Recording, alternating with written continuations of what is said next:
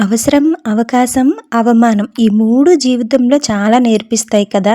సర్లేండి అవెప్పుడు ఉన్నవే గానీ, పిల్లలకి ఆరోగ్యానికి మంచిది కదా అని ఆకుకూరలు పెడితే తినడం లేదా?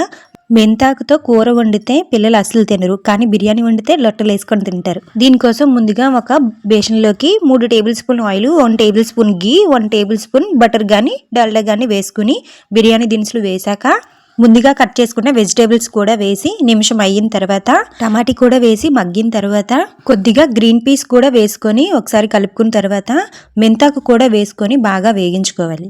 మెంతాకు వేగిన తర్వాత 1 స్పూన్ అల్లం వెల్లుల్లి పేస్ట్ వేసి పచ్చివాసన పోయినంత వరకు వేగించి 2 గ్లాసులు బాస్మతి రైస్ని కూడా వేసుకొని ఉడకడానికి సరిపడా నీళ్లు వేసి రైస్కి సరిపడా సాల్ట్ కూడా వేసుకోవాలి. ఇప్పుడు మూత పెట్టి మీడియం ఫ్లేమ్లోనే ఉడికించుకుని తర్వాత ఒక ప్లేట్లో తీసుకొని చల్లారిన తర్వాత పిల్లలకి లంచ్ బాక్స్లో పెట్టేయండి. పిల్లలకి మెంతికూర వేసామని అసలు తెలీదు.